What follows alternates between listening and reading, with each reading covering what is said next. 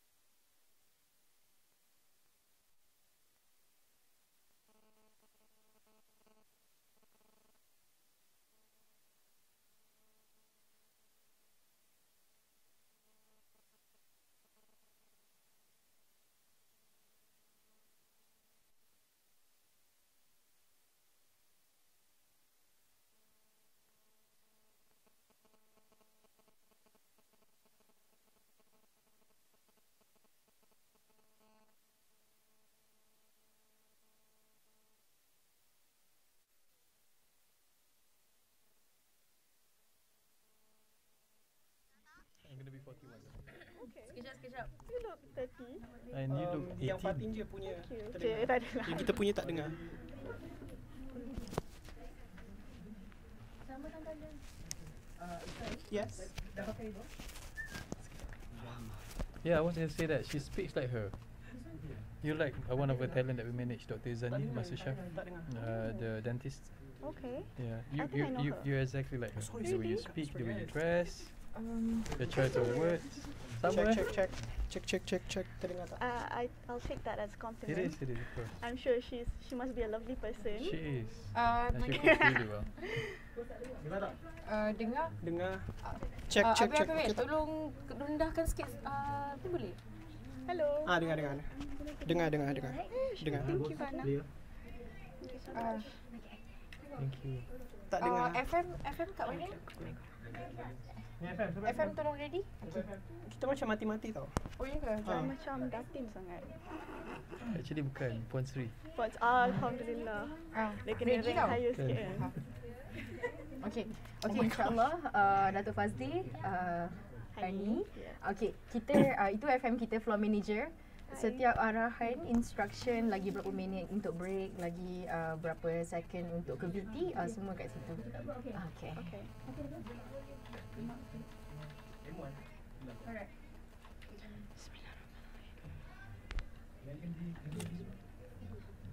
Okay, dengar. How many million viewers?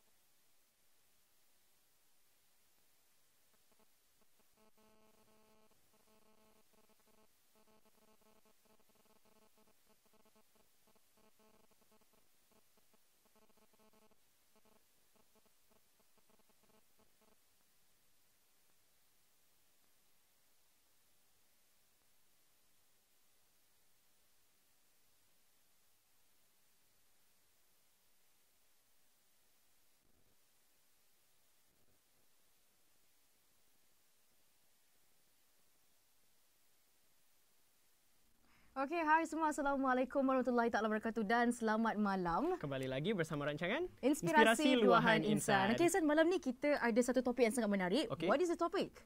The topic is knowledge to the beginning of no end. Alright, kita bersama dengan guest yang sangat luar biasa pada minggu ini. Teruskan bersama kami dalam Inspirasi Luahan Insan.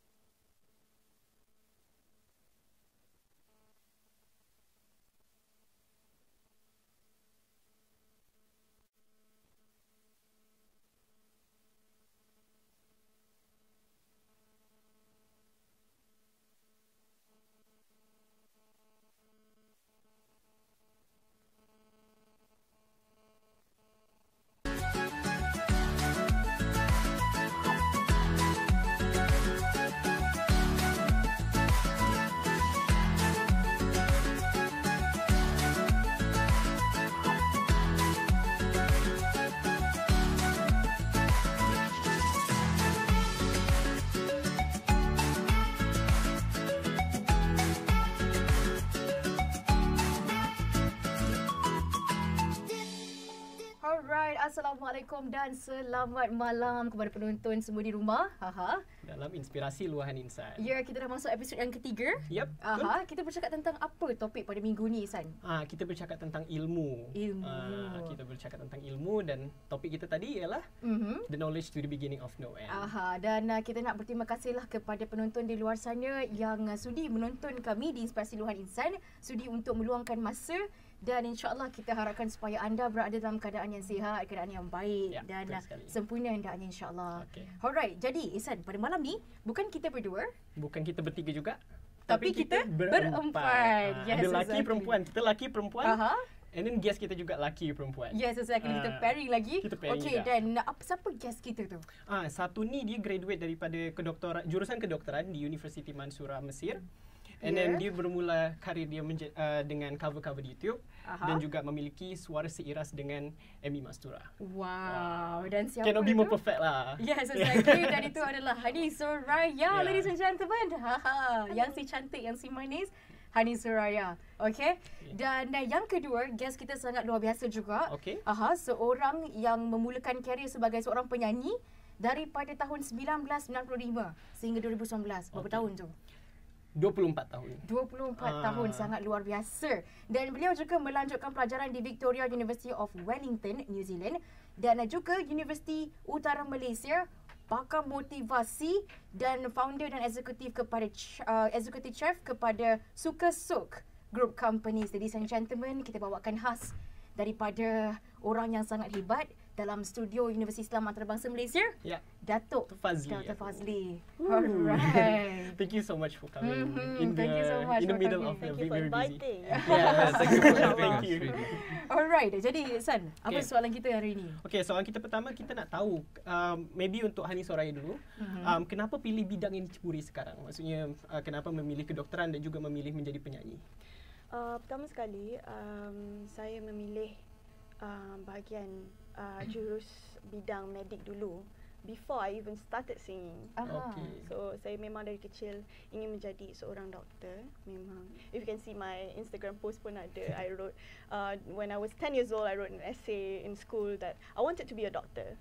So dari situlah bermulanya minatnya. Saya suka, saya tengok, saya inspired looking at my aunt who is a doctor and who is an opera singer as well. Wow. So she is working in Germany. So dekat situlah dari kecil saya macam, wow, she can do both. Yeah. Why not? Why can't I? Betul. Alright. Banyak sebenarnya perkara yang kita nak buka lagi bersama dengan guest kita, tapi sebelum tu kita lihat VT terlebih dahulu Mengenai guest kita pada hari ini. Silakan. Nama diberi Hanie Soraya binti Toha dan beliau diberi nama manja sebagai Hanie Soraya.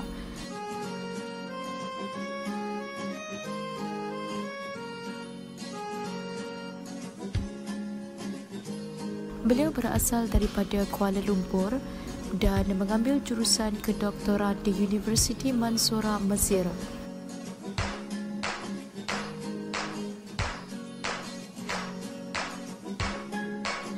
Beliau juga bermula dengan lagu-lagu cover di YouTube dan daripada situ beliau melonjak naik kerana memiliki suara seiras Amy Mastura.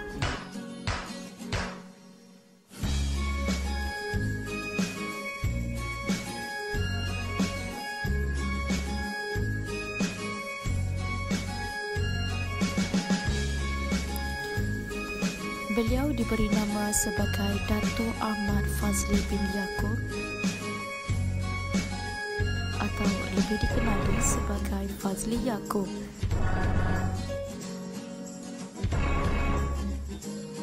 Beliau memulakan karier sebagai seorang penyanyi pada tahun 1995 dan menarik sekali, beliau melanjutkan pelajaran di Victoria University of Wellington, New Zealand, Australia dan Universiti Utara Malaysia, IIUM.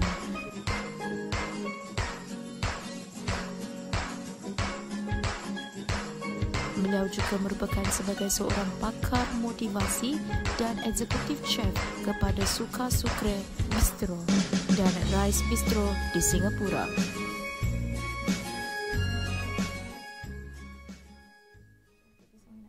Alright. Okay, bersama kami sekali lagi dalam Inspirasi Luahan Insan. Okay, San, kita nak bertanyalah kepada Dato' Fazley sendiri, seorang yang sangat luar biasa dalam karier, kerjaya dan sebagainya. Sebagaimana kita lihat, Dato' Fazley buat banyak sangat perkara dalam satu masa. And Lana Del Rey ada berkata, choose your role model wisely, dan diikuti oleh Thomas Monson berkata juga, because we tend to become like those we admire. So what motivates you to be someone like you? Yeah.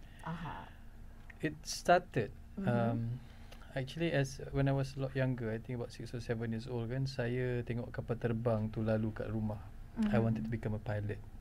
And then saya nampak orang bawa ambulans, I wanted to become the person who drives the ambulance. And then I saw doctors who manage my grandma. I wanted to become a doctor. And then I saw people singing on TV. I wanted to become a singer. So daripada kecil, I had a lot of mission before it becomes an ambition. My mission was to make sure that I learn a lot of things. So saya belajar music lah, saya belajar Al-Quran, saya belajar other languages. And the fact that I did not study locally, saya pergi ke Indonesia, bahasa pertama saya adalah bahasa Indonesia. Jadi enggak bisa ngomong bahasa Melayu kok. Jadi orang lain pada belajar ABC, gue enggak, gue belajarnya ABC. Jadi kayaknya ngomongnya kayak gini terus. Jadi lagu pertama yang nyanyikan memang lagu dari Indonesia kok. Jadi pas pulang ke Kuala Lumpur ngomongnya kayak gini. Okay. So it started there because I travel a lot. Saya nak jadi banyak orang. But there's a lot of saying that says apa ni, jack of all trade, master of none. But I don't believe in that. I believe kalau kita nak menyeluk Bekasam, biar sampai mandi Bekasam. Wow, subhanallah. So you're talking about inspiration. Well, everybody knows our current PM, the oldest PM in the country's history. I served him for 10 years. The PWTC, I was the executive director then. So one particular evening, he said to me, "Kita Fazley, kalau boleh belajar semua benda. If you want to have a meeting with kereta api punya engineer, you learn about the kereta api punya operation. You nak bercakap dengan orang yang terbang kapal terbang, you study a bit about becoming a pilot. You want to talk to a doctor, you have to understand the words they use." So I think benda macam tu membantu saya to be someone who I am today. I studied accounting and finance. I was an auditor. Whilst doing asmara ini, I was a scholar. I wanted to read law. Tapi tak dapat read law, saya kahwin dengan lawyer. So fair lah kan? So win-win lah. You're an all-rounder. So I still love music. Subhanallah. So right now, I'm still singing, I'm still acting, I'm still producing programs, I'm still hosting, I write books, I give motivational talks. I cook in the kitchen, I bake in the bakery. Subhanallah. I'm a father of 4, husband of 1. Of course. Thank God. I understand. Alright. Aristotle once said, "The roots of education are bitter, but the fruit is sweet." Jadi throughout the journey tu, do you find it challenging? For me, yes, to of course. find your real self. Well, I don't know. Everybody in my family cooks lah. Basically, my father peniaga mi goreng dekat Halustar. My mum buat kuih Melayu penuh getah. So dah pernah rasa macam mana baju tak tukar dan sebagainya masa Hari Raya. And then throughout my journey as an artist, I sang, acted, TV hosting and whatnot. Tiba-tiba 6 or 7 years ago, saya masuk MasterChef and I won MasterChef. After winning MasterChef, talking about lifelong learning kan, I was offered to join Le Cordon Bleu in Paris and I went there 3 years, pergi balik. So I studied pastry. I went to do cake artistry. I did my so-called masters in University of Reims in France. And I came back. I opened a restaurant, and I opened more restaurants. And now I'm the ambassador for many food brands. So kerja saya tiap hari tu, create recipes, and my new song is just out. So yeah. Congratulations. Thank you very much. I'm a big fan of yours, by the way. Thank you so much. Okay. Mungkin kita nak tanya apa kenangan termanis dalam yang dilalui sepanjang menimba ilmu, basically. Mungkin Hanie Soraya dulu. Okay, sepanjang Hanie menimba ilmu perubatan ni, you know, I've seen a lot of things. Alhamdulillah, some are good, some are bad, but I still accept that as benda yang kita boleh belajar daripada, you know, we learn from our mistakes. Yes. And then antara kenangan yang termanis sekali that I can still remember is that masa belajar medik tu, I help people, you know, when you belajar medicine during my attachment at the hospital in Hospital Ampang. In the ONG department, which is obstetric and gynecology, I helped a lot of pregnant ladies give birth, you know, in the labour room. So when I helped them, diorang macam cakap, "Oh, terima kasih banyak-banyak doktor. Terima kasih." Kita kadang-kadang kan, saya rasa kita sebagai student ni, kita kadang-kadang kita tak banyak ilmu. Tapi bila kita belajar lagi, kita kat situ kita ingin belajar kan. Doktor pun ingin guide kita. So the least we could do is just smile. Okay. So, Smile. and then tu pun dapat sedapkan hati. Yeah. Menyejukkan hati patient. So, patient pun cakap terima kasih kerana senyum dan membuatkan my labor sangat, it eases my labor. Yeah. Subhanallah. Yeah. Tu antara Alright. Kita dapat lihat benda yang paling menarik adalah you learn something from Yeah. the mistakes, and mistake is the best teacher. Yeah. Alright. Jadi kita nak banyak lagi kupas berkenaan dengan topik kita pada hari ini.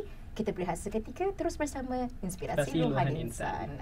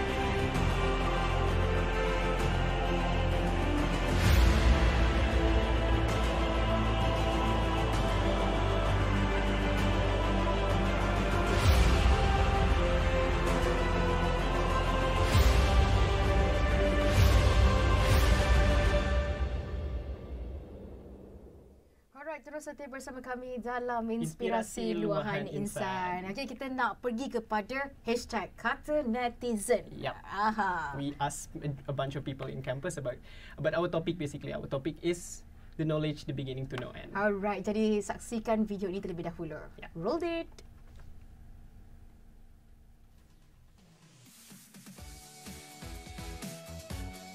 Terima kasih host di studio. Assalamualaikum warahmatullahi wabarakatuh. Jadi, kita akan tanya pula kepada netizen apa kata mereka tentang tajuk kita pada hari ini. Jom.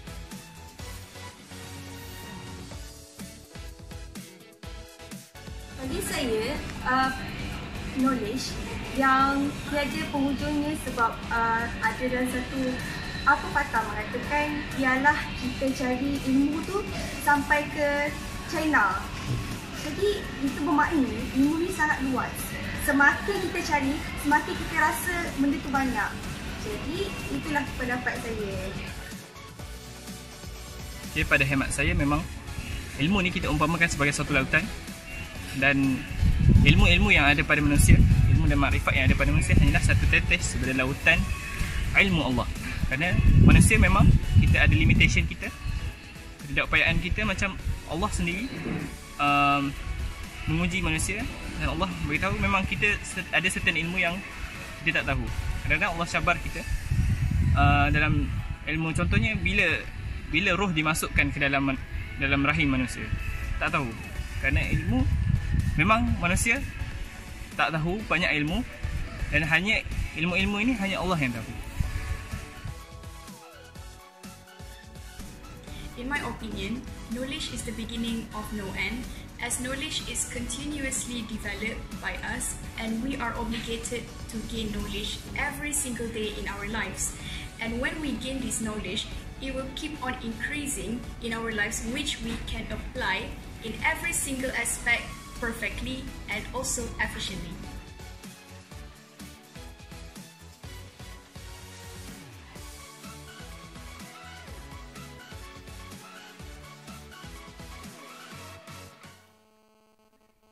Okey, teruskan setia bersama kami dalam Inspirasi Luahan Insan. Okey, kita dah lihat dah video-video tadi. Ya.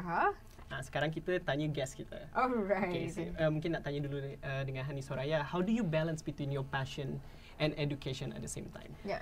Okay, at first, I have to admit it was tricky for me to balance both at the same time. But You know, as life goes on, you tend to pick up some things, you know, from people around you, from surroundings, and then you will know what's important. For example, to me, you have to prioritize what's important in life. Like to me, I prioritize my education first, and then my singing second. So when it comes to education, when it comes to singing, I will pause it first. Kalau ada my education, I akan habiskan dulu, for example. And then kalau ada breaks ke apa, I will go back to Malaysia and then continue my singing. Macam tu. That's how I prioritize. So and then sometimes at home pun, in Egypt, when I have meeting ke apa, I'll do my Skype meeting. I'll do my meetings through Skype with my label and my manager semua. So it helps a lot lah actually. Zaman modern ni kan. Alhamdulillah. We can be flexible. So much flexible and yes, we can manage our time better and communication pun lagi senang lagi mudah kan. Mudah. Alright, mungkin kita nak bertanya kepada Dato Fazley sendiri. Tadi macam banyak sangat yang Dato Fazley laksanakan throughout your journey of life. Jadi kita nak bertanya, what's your advice to those who are struggling in finding themselves? I was once where you guys are now. I mean, at university, if I can share with you. When I first got my SPM results, I got offered 7 scholarships. Because I was in St. John's Institution, so I was one of the best students. And being the best student, we were given options to do our scholarship. But like I said, I wanted to read law or study architecture. Tapi dua-dua tak ada offer. They only offered accounting and finance. So I actually opted to study accounting and finance despite the fact that I really hated maths. Tak suka maths.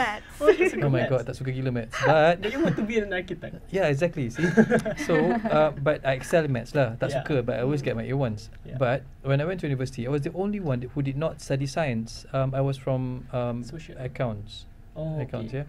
So there were 25 of us from 7,000 candidates. They only picked 25 students a year. So I was the 25th person, and the only one yang tak study at maths. You know what happened in university? I wanted to become, well, I had this idea in my head lah. One day I'll become an architect or perhaps read law, which I actually did halfway after my masters. I quit because I married my wife. Oh, okay. That's the easy way. Story goes on. So di tempat lain. But having said that, when I was in New Zealand, I was still struggling. I didn't know what I wanted to do, and what happened after is I sang, I danced. I was a traditional dancer. Tarian Melayu asli, bayangkan. I was dancing in Parliament of New Zealand. And I was working as a toilet cleaner in a restaurant. And I was a student struggling between understanding what in the world was DYDX. DYDX tu benda. DYDX, yes, aku I tak know. faham. It's differentiated. As an math students, you understand lah kan. I struggled my way to university. I excelled in most of my academics. I mean, except for my maths, I failed my first semester, but I did better. I become top 2 in the university after that. And I still didn't know what I wanted to do. But my advice to students is go through university as much as you can, get your paper qualification, and then you decide.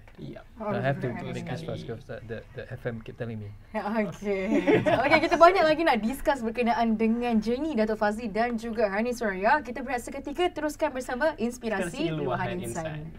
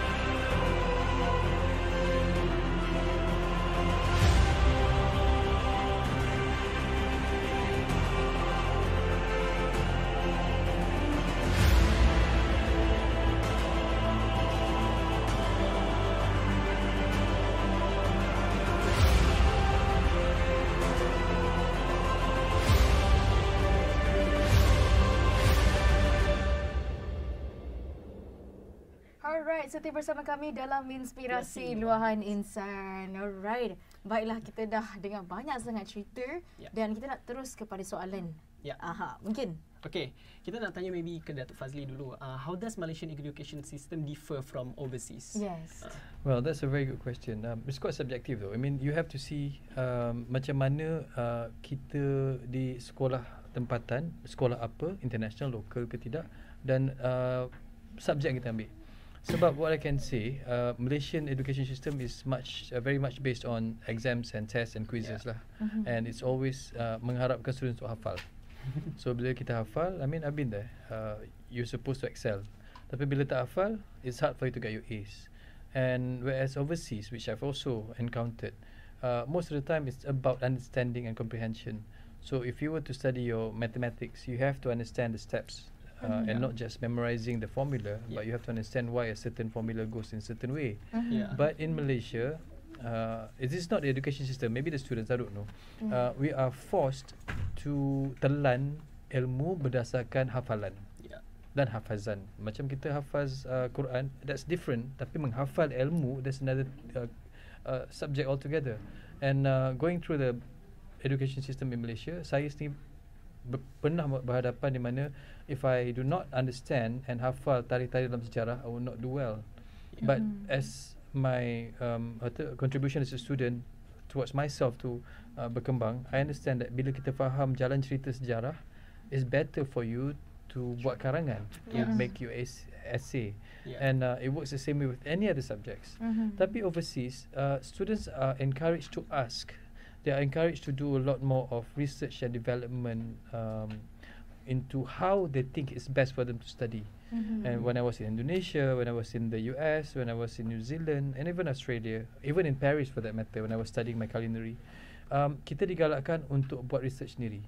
So for instance, I will use my culinary punya experience. When I was sent to Le Cordon Bleu, it's the best cooking school in the world, so they say. And we were taught in French, so I have to struggle with my French, which is the hardest language in the world. But we were taught in French, so we were given a certain recipe. Contohnya nak buat chocolate cake, you have a couple of grams of flour, cocoa powder, and then butter, sugar, the standard ones lah. Dia bagi kat kita, kita tengok, and they will instruct in French. We were supposed to understand the step. You're supposed to mix the sugar with the butter first ke, telur dulu ke. Kalau kau tak faham, nasib lah. You know, so you have to do your own research first. Tapi in Malaysia, when I went to the culinary schools, not all but some, dia bagi recipe, dia bagi step perfect gila. Mula-mula angkat cawan tersebut, letakkan di atas penimbang. Pastikan penimbang di on dulu, contohnya dibuka dulu, kemudian letakkan 1 sudu garam di atasnya dan kacau sehingga larut. I was like, wow, best very gila. spoon feeding. It's like spoon feeding. Yes, spoon feeding. That's the word. It's not just spoon feeding, senduk feeding, you know. Tiba-tiba teringat apa yang dikatakan oleh Martin Luther. Dia kata the function of education is to teach one person to think critically. So that's how critical you thinking is important. It's back to the basic. When you see a glass yang separuh penuh kan, you kept asking, gelas tu separuh penuh ke separuh kosong? Malaysians will say separuh kosong, separuh penuh. But the Westerners will actually question, air apa dalam tu? Cawan apa? Is it hot? Is it cold? Betul. So we don't have that ability yet. I don't see that among students. I mean, I've been giving talks for the past 20 years in school, universities. You give a glass of water, they will drink it. If you give a glass of water to a student from US, from UK, they will simply ask you, what water is that? What's inside? Is it safe to drink? Have someone drank the water? Is it room temperature? Is it cold enough? Is it safe for me to drink? You get my thinking. So I think the education system, not just in Malaysia as per se, I think among the Asia Tenggara lah, we are senduk fed. I won't say spoon fed. Spoon tu kecil kan. Kita kalau boleh satu periuk nasi tu kita nak bagi anak kita. I think that's how they are these days. I think it's not the education punya problem, but some of my friends agree with me that it might be the millennials. It might be the the technical factors where kita ada social media, everything is in front of us. So you are Well, malas nak belajar maybe. Yes. No, Sebab I think I beg to differ. Bukan malas belajar, malas nak research. Okay. Yeah. Alright. Itu kata Dato Fazley. Yeah. Mungkin kepada Hanie Soraya, how to know that if you are in the right path, I mean the career, you are in the right career. Okay, bagi saya, you have to do the things that you love. When you do the things that you love, when you work tu, you rasa macam you tak kerja pun. I like that. Kan? So Because you like it so much. because you like it so much, everything becomes easy. Everything comes easy to you. Yeah. You buat pun senang. Macam ada this video yang orang cuci apa? Cuci tingkap tu pun happily. You know? Because it's like So you like mentality kita kena berubah juga. yeah. So passion is key lah. Passion is key. To me that is important. Alright. Yeah. Okay, jadi pada Hanie Soraya, passion is the key. Passion is the most important thing. Pada Dato Fazley juga, critical thinking is the utmost of seeking for knowledge. Yeah. So kita nak ke hot seat terlebih dahulu. Yeah. Saksikan. Yeah.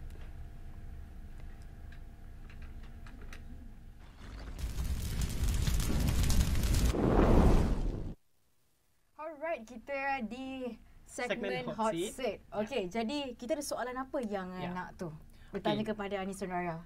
Kita tanya dengan Hanie Soraya dulu. Boleh. Okey. Apa pendapat Hanie Soraya sendiri dengan mereka yang memilih untuk menceburi di career path dulu daripada melanjutkan pembelajaran? Yes. Okay, bagi saya rezeki orang lain-lain. Yeah. You know. Maybe they have their own reasons why diorang tak boleh sambung study ke. Yeah. Maybe they're more comfortable. They think maybe they have the skills. Yeah. Maybe they need to help their family ke. So diorang fikir that, you know, I need to find a job first. Yeah. So that is number one for me. And then if I have the money, maybe I will study. Sambung study later. So saya rasa ikut rezeki masing-masing juga. And tak salah pun bagi saya. I mean, ikut juga some people bila diorang ada rezeki lebih ke, and then diorang dapat scholarship ke, diorang akan sambung study dulu. Yeah. And then tapi in certain situation juga, certain family akan berfikir, okay, tak boleh kerja dulu. Yeah. You have to sambung diploma and then degree and then masters, PhD. Yeah. So baru boleh kahwin, baru boleh kerja. Macam tu lah, for example. Very Asian mentality. Very Asian mentality. Very kena by the book. Yeah. As we say kan. Yeah. So I think it differs lah the opinion from person to person. Yeah. Kan? Case by case lah. Case by case. Yeah. So saya rasa benda tu tak salah. Yeah. Okay. Jadi mungkin nak tanya pada Dato Fazley, how you value the money itself? How you value the education itself? Yeah. Money, education. Now these days, a lot of people cakap if you have the money, the right amount, you can basically learn anything at all. Yeah. But in actual fact, these days there's education divided into two separate sections, where it's basically academic knowledge or skill-based knowledge. Where these days orang yang dapat skill tu lebih mudah tu dapat kerja. Yeah. I mean, all my life I've been interviewing a lot of students, and UIA students are very encouraging. Bila di interview, they are ready to actually explore. So congratulations UIA students. And students saya pun bagus, but I'm in UIA, so I have to tell the truth about how UIA student react. And what's most important, money tu memang membeli segalanya, tetapi duit tidak membeli kebahagiaan. Yeah. But you have to strive hard, you have to work hard to ensure that you have enough money to be happy. Yes. And some people say money is life, but having said that, money is not everything. Kadang-kadang orang yang banyak duit, 1 juta, 2 juta pun tak happy. Orang yang dapat RM10 untuk beli 10 nasi lemak pun dah happy. So money, education, what comes first is happiness. If you have the right education, the right amount of money, if you're not happy, then that's the end of life. And life starts with a smile. Sebab tu dalam Islam, senyum itu sedekah. And I always hold on to Rasulullah punya pesan. Dia selalu cakap pada sahabat, kata innallah hayyibu rifqa fil amri kullihi. Di mana Allah itu senang akan sifat lembut dalam semua perkara. So kita berlembut dalam mencari duit, tidak terlampau kasar dengan orang, kita berlembut dalam menegur, berlembut dan berhati-hati dalam mencari ilmu, tidak keterlaluan. And kita berlembut dalam mendabik dada. We can tell people we have everything, but kita tidak boleh sampai menjatuhkan orang lain. Ilmu dan harta, ilmu dan duit. They can create monsters, but it can also create the most humble person in the world. True. So complementary lah, basically. You can also use money to help other people as well. Yeah. It doesn't mean that you have to keep all of them by yourself, because a part of our money juga, a part of our harta is also rezeki orang. Rezeki orang juga. Mungkin saya nak bertanya pada Hanie, katakanlah macam dalam kehidupan student ni, kita ada jatuh dan bangun, and the moment bila kita jatuh tu, contohnya depressed dan sebagainya, adakah pesanan terbaik kepada pelajar bila mana mereka mengalami masalah, mereka take study leave? Especially banyak yang menyebabkan depression. Okay, I'm going to tell you a story lah. I went through depression when I was studying medicine. There are certain situation lah that happened to me, and then I think the most important thing is that you surround yourself with people that supports you. You know. So questionnya again, if you're down, feeling down ke apa ke, try to get out of that environment. Get out of the room lah, at least. Jangan terperuk je kat dalam bilik tu. It will make you more sad. You know, even science pun bercakap, you know, I learned psychiatry as well. So dia cakap kita tak boleh, a depressed person cannot just be in that one particular room je. You have to get out. Like interact with people. And then sometimes pun kita pun doa juga. Orang cakap, apa ni? Solat lah kan? Cakap lah dengan Allah kan? That's a stigma lah. That's a stigma actually. Mental health is real. Kita tak boleh simply just say like that. You tak tahu. Di balik tabir mungkin orang tu solat lagi banyak daripada you. Betul sekali. So we cannot simply judge that person. We have to have empathy, not just sympathy. So seeloknya try to get out of that environment. Mungkin kita nak bertanya kepada Dato Fazley, you know, untuk kita get out from the comfort zone, I mean the zone that kita depressed dengan keadaan kita tu, how to make proper decisions. Making decisions in life, especially when you're depressed, you need the support system, and the right support system is very tricky. The support system that you think is your support system might not be a support system. It might be the one that's bringing you down. Just like a whole sebakul ketam, where one crab is trying to climb out, the other crabs is also trying to climb out. In the process of this particular crab climbing out, the other crabs will pull the crab, and at the end, tak ada seorang pun dapat keluar. So that's depression in actual fact. So what you need to do is to always have second, third, fourth and fifth and sixth, seventh opinion, and speak to those you think that knows you well, but also someone who is independent. So, kalau kawan baik, kadang-kadang ada juga kawan baik yang suka tengok kita depressed. Because it makes them look better, it makes us look weak. So sometimes you don't want to hear what your parents has to say. You don't like to hear what your brothers, sisters have to say. But like it or not, ibu bapa tu diberikan mandat dari Allah SWT, gerak hati mereka itu ada. So if you think your parents are wrong, think again. If you think your friends are right, think again. Always balance your thoughts before you make a decision. And most importantly, jangan buat keputusan ketika kita sedang stres. Jangan buat keputusan ketika kita sedang marah. Jangan buat keputusan ketika air mata sedang mengalir. Make sure you can smile, you can think straight, and then talk to someone else. Like I said, never ask just one person. More than one will always be able to assist you to make a better decision in life. Choose your friends wisely. Such a taboo subject to talk about lah, basically. Exactly. Banyak lagi benda kita nak kupas. Kita berehat seketika. Setia bersama Inspirasi Luahan Insan.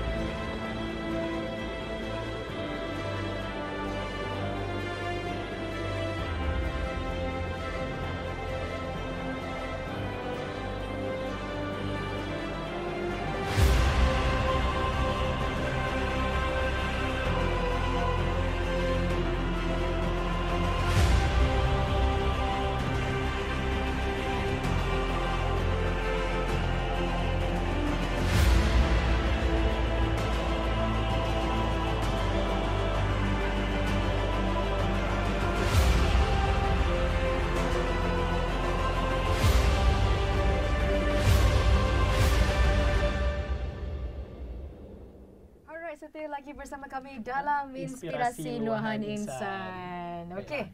Apa future long term bagi Datuk Fazley sendiri? You mean my plans? Yes. Right now, I'm going to be 40 on the 18th of April. Mark that on the calendar. 41, yeah. I plan to have more restaurants. I plan to be able to give back to my followers, where ramai anak-anak muda sekarang, especially the women, dia tak reti masak, tapi dia nak masak. And dia nak kahwin, dia panic because they have to cook for the husband. But mind you, for students who want to get married masa lepas belajar ke apa ke, ilmu tu di mana-mana. And what I want to do is to be able to make the husbands understand memasak tu bukan tanggungjawab isteri. Yeah. Thank you. I mean, like, I know how to cook. Yes, but I know. It's a stigma, you know. Yes, correct. The husbands have to be able to know how to cook also, untuk tahu betapa susahnya nak masak, and then you should be able to help your wife. And kalau setiap hari husband balik nak harapkan isteri masak, then you're doomed. So I would like to change the perception of the public and mengajar semula the younger generation that cooking is life, but it's a responsibility yang sama-sama pikul, tidak mengikut gender. So if I were to be able to give back to society, whether I have my own school, whether I have my own institution, even short classes, I would want to do that. From accounting person to music to suddenly cooking and baking. So life is life is a mystery. It's really up to you. Kalau you rasa you boleh buat, you will be able to do it. And most importantly, if you like music, don't let anybody tell you that music is bad for you. You cannot be a singer, you tak boleh belajar drum, tak boleh belajar gitar. Nothing is bad in life, kecuali kalau you make it bad yourself. And in life, whatever happened to you, 10% of life, you can't control it. But the other 90% is something that you can create and recreate to make it better for yourself. Alright. Only one question. Make it short. How do you perceive mistakes? How do you perceive How do you see mistakes actually? Yeah. Your perception of mistakes. Mistakes is something that I foresee as a positive impact in your life. Yeah. I always try my best to be positive, where kalau kita jatuh, lutut kita luka, maka dia akan ada parut. Tapi parut itu akan mengajar kita supaya berhati-hati untuk berjalan di situ supaya tidak jatuh kembali. So whenever you fall, bangun 10 kali. That's what mistake is all about. Alright. Mungkin untuk Hanie pula. Apa future plan? That's actually a tough question because you see, I just got back like 2 weeks ago. Okay. So there are many things that I need to settle first, like for example my MMC registration, and then itulah katanya supposedly I should be continuing my career, music path again. Rindu tak dengan music path? Of course, especially the people in the entertainment industry are very kind to me, has been very, very kind to me. And then itulah, I miss the adrenaline of performing in front of people. And then I also think that, you know, by singing also, a lot of people, there are message, thank you, your music has been very uplifting, you know, it helped me a lot going through this and that. So that is one of the reasons why I want to continue my music again. But itulah, Alhamdulillah sekarang ni I have time, you know, before I start my HO, because if I start my HO, it's going to be a hectic life. No doubt about that. But we'll see after that. But I have a small request though. Okay. Can you sing the song for us? Which song though? Your first single. Okay, Pujang Dunia. Yes. Okay, so I'll sing my first single. Wait, I want to record this. Record this, We're doing this live, okay? Okay. Okay, can I as well? Sure. I don't have my phone. I'm going to do an IGS, okay? So with a video selfie. Okay, go ahead. Hingga ke hujung dunia ini pasti adanya suka dan duka. Kamu dan aku hingga ke hujung dunia ini pasti akan menangis ketawa bersama-sama. Wow. It was impressive. Thank you so much. Such a magical voice. Okay, mungkin kepada sesiapa yang nak follow Hanie Soraya sendiri, okay, macam mana mereka nak follow? Okay, boleh follow saya di Instagram iaitu Hanie Soraya, HANIE SORAYA. That's my Instagram handle, and then my Twitter account at Hanie Skinny. Don't ask why. That is during high school lagi. HANIESKINNY. Alright, mungkin Dato Fazley pula. My Instagram, Twitter, Facebook and TikTok. It's Fazley Yaakob, FAZLEYYAAKOB. Alright, Dato Fazley, mungkin sedikit kata-kata inspirasi untuk mereka di luar sana. Dalam hidup ni, dia seperti kita nak mewarnai sebuah lukisan yang kosong. Banyak letaknya warna di dalam pensel case kita, dalam kotak berwarna. Tapi kita yang tentukan warna apa kita nak pilih. Don't let people tell you that the sky is blue, you have to colour it blue. Don't let people tell you that the trees are green, therefore you have to colour it green. Bila sebuah lukisan, it's up to you to decide what you want to do to it. So please, be wise in making your decision. Don't let other people influence you into making a decision in life. Nanti lama-lama, anda akan regret. Yes, mungkin Hanie pula sedikit kata-kata inspirasi. Okay, whatever it is, don't listen to people, follow your heart, and juga, doa, jangan lupa pesanan ibu bapa, pesanan kawan-kawan that has always been there for you. Ingat Allah, solat jangan tinggal, all the cliche ones lah, senang cerita kan. But whatever it is, don't stop chasing your dreams. Yes. Dan dalam hidup ni kita ada alphabet B, C dan D. B tu adalah birth and D tu adalah death. C tu apa? C tu adalah choices. We have to choose our own way supaya diri kita boleh maju ke depan. Itu sahaja daripada kami, tim daripada Inspirasi Luahan Insan. Tapi sebelum tu kita nak terima kasih lah. Terima kasih kepada terima kasih telah datang kepada studio di tengah-tengah jadual yang sangat busy. Betul, terima kasih Dato Fazley, terima kasih Hanie Soraya. Kita jumpa next week, InsyaAllah pada Rabu pukul 9 malam di Inspirasi Luahan Insan di siaran yang IIUMTV. sama. Don't forget to subscribe on the toggle down below. Alright, see you next week. Bye.